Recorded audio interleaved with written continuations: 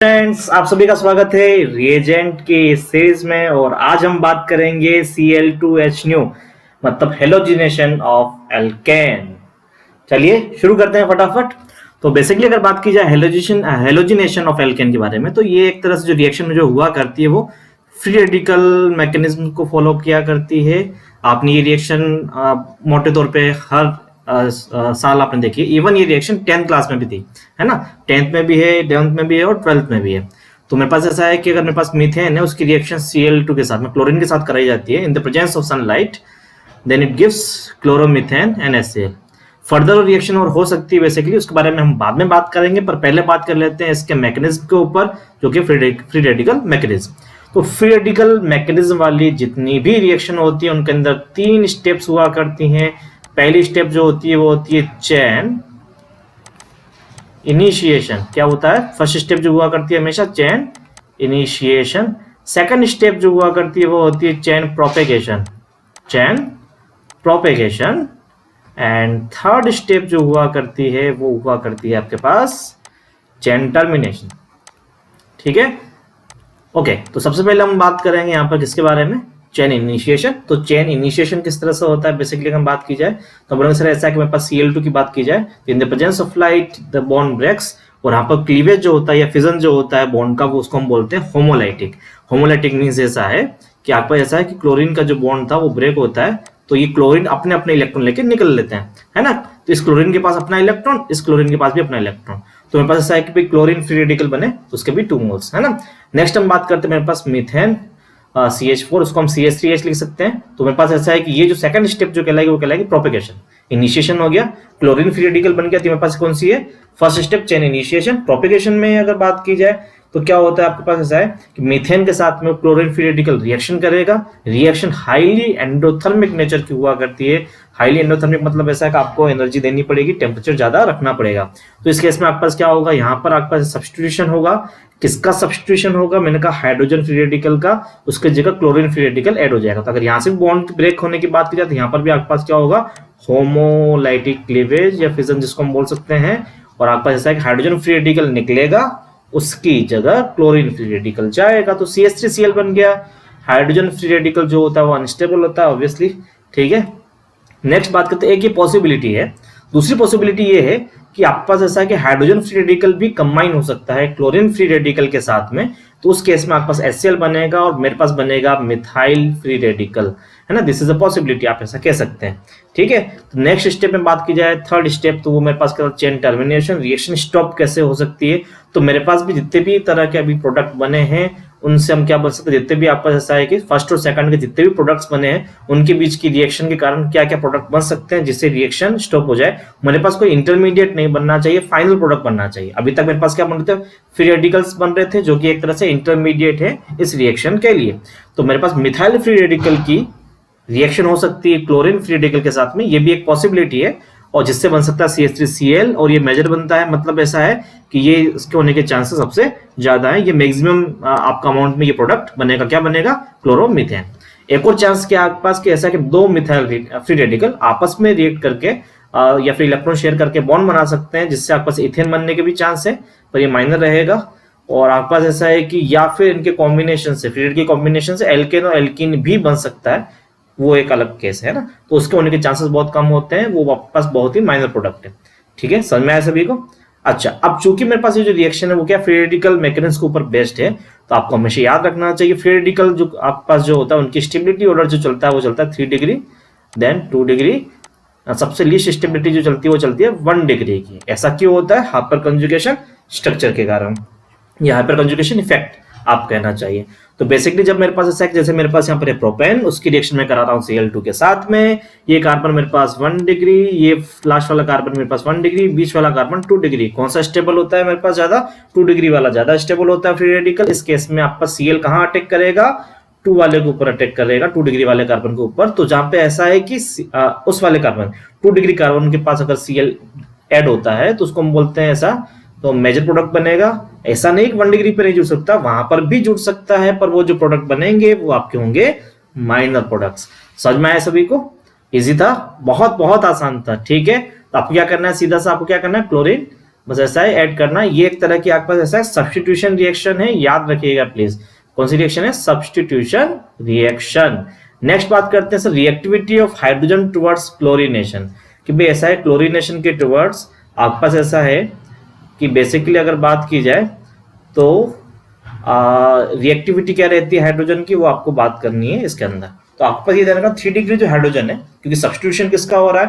Hydrogen निकल रहा है, उसकी जगह आपको क्लोरीन क्या हो रहा है?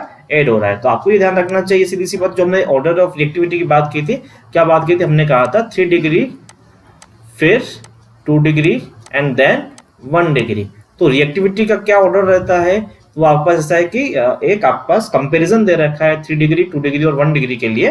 तो आपका ऐसा है कि आपका रिएक्टिविटी आपका 3 डिग्री की ज्यादा ऑब्वियसली 5 दे रखा है, तो ये रेशियो जो चला करता है वो चला करता है 5:3.6:1 है ना। ऐसा क्वेश्चन आने के चांस अगर आ सकते हैं तो जेई एडवांस में आ सकते हैं, मेरे हिसाब से और के आने के चांसेस नहीं है और ना कभी आएगा।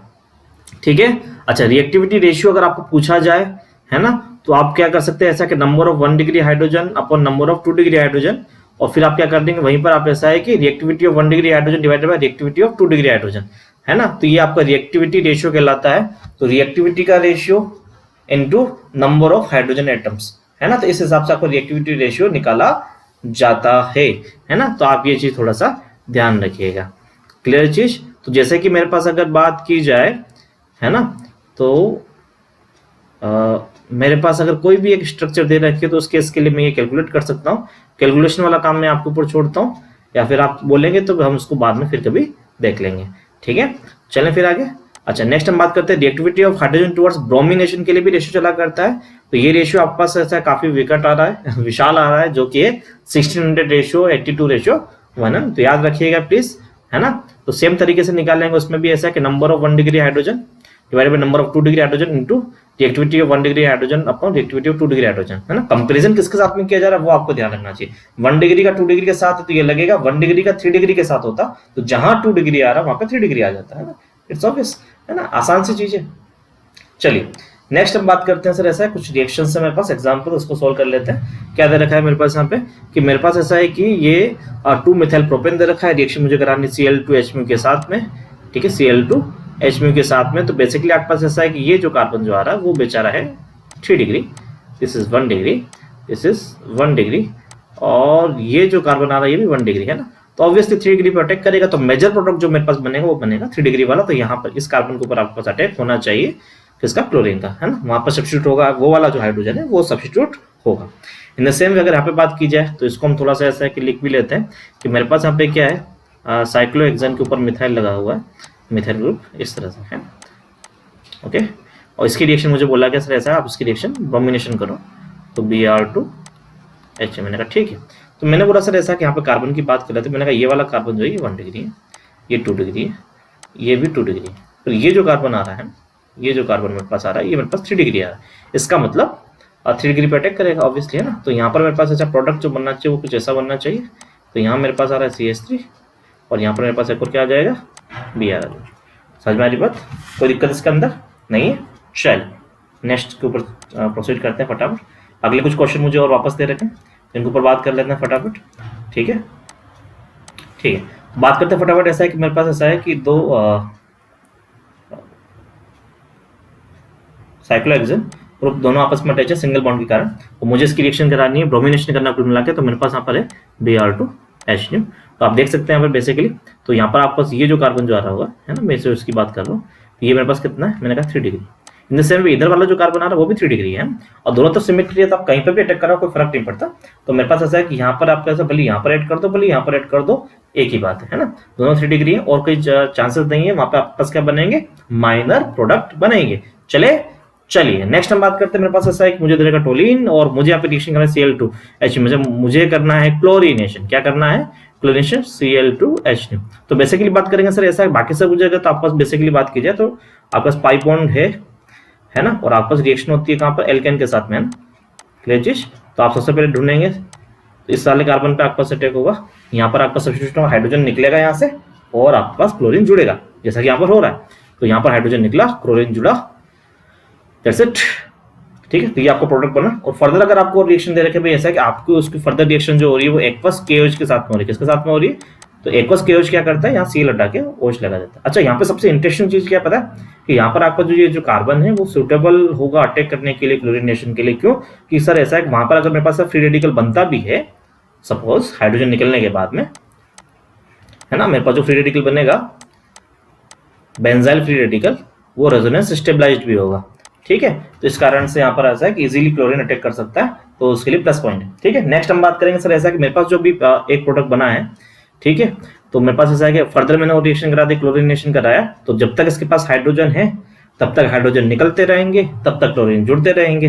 तो अभी भाई साहब के पास CH3 थे, पहले क्या था मेरे पास CH3, अब यहाँ पर रह गया था CH2, 2 हाइड्रोजन और है, तो एक और हाइड्रोजन निकलेगा तो एक और क्लोरीन आ जाएगा। अभी एक और हाइड्रोजन पड़ा हुआ तो एक बार और करा सकते हैं, तो उससे क्या आ जाएगा मेरे पास, एक और क्लोरीन ऐड हो जाएगा। अब बेसिकली बात कीजिए एक्वस KOH के साथ रिएक्शन करा तो यहाँ मेरे पास हो जाएगा CHO, दैट्स इट, मतलब ऐसा बेंजाइलडिहाइड, वो बेंजाइल अल्कोहल था, बेंजाइलडिहाइड हो गया, और ये बेंजोइक एसिड, 3 क्लोरीन है, 3 जगह OH आएगा, H2 निकल जाएगा, फिर आपके पास ऐसा बेंजोइक एसिड बनेगा। अब सोचने वाली बात यहाँ पर जो है वो इंपॉर्टेंट क्या है भाई, ऐसा है कि आप इन चीजों को, है ना, प्रिपरेशन के रूप में भी देख सकते हैं। किनके प्रिपरेशन के, बेंजाइल अल्कोहल बनाना हो, बेंजाइलडिहाइड बनाना हो, या फिर बेंजोइक एसिड भी बनाना हो। ठीक है, तो उनके लिए भी आप इनको यूज कर सकते हैं।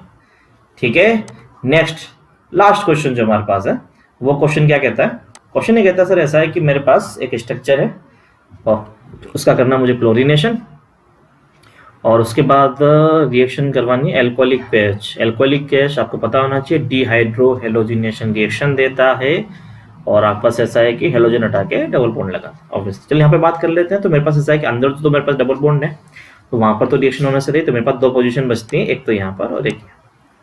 मैंने कहा ठीक है चल, तो मेरे पास सीधी सी बात ऐसा कि ये जो आ रहा है, ये आपके पास जो आ रहा है वो आ रहा है 2 डिग्री, ठीक है, और ये जो कार्बन जो आ रहा है वो आ रहा है मेरे पास 1 डिग्री, तो पॉसिबिलिटी 2 डिग्री की वैल्यू है ना, ज़्यादा है ना। दूसरा कॉन्सेप्ट मेरे पास यहाँ पर जो बनता है वो बनता है, अभी थोड़ी देर पहले मैंने जो डिस्कस किया था उस कॉन्सेप्ट के हिसाब से, अगर मेरे पास ये वाला जो मेरे पास कार्बन है वो अगर वहाँ पर फ्री रेडिकल बनता है तो ये आपका रेजोनेंस स्टेबलाइज भी होगा, तो उस कारण से आपका ऐसा कि यहाँ पर क्लोरीन जोड़ना उचित है, और यहाँ पर क्लोरीन जुड़ेगा क्लोरीनेशन के बाद में। अब मैं एल्कोहलिक KOH की बात करता हूँ, तो एल्कोहलिक KOH क्या करता है, डिहाइड्रो हेलोजिनेशन, हेलोजन भी हटता है और हाइड्रोजन भी हटता है। तो पॉसिबली सर इस वाले कार्बन के पास में, यहाँ पर तो कोई हाइड्रोजन है नहीं, तो यहाँ से तो हटने से रहा, तो यहाँ पे जो आपके पास ऐसा है कि इसके पास जो हाइड्रोजन होगा वो आप निकाल लीजिए। भले आप ऐसा मैकेनिज्म फॉलो करेंगे तो भी आपके पास ऐसा ही होना है, तो यहाँ से HCl निकल जाएगा, -HCl, और यहाँ पर मेरे पास बनेगा डबल बॉन्ड आ जाएगा, जो कि मेरे पास बन रहा है स्टाइरिन। ठीक है, आपने पढ़ा होगा कहाँ पे, कौन से चैप्टर में, पॉलिनोमियल्स के अंदर। ठीक है, तो आप बताना भाई ऐसा ही किसका मोनोमर है पॉलिनोमियल्स के अंदर। ठीक है, तो कमेंट सेक्शन में या व्हाट्सएप करें।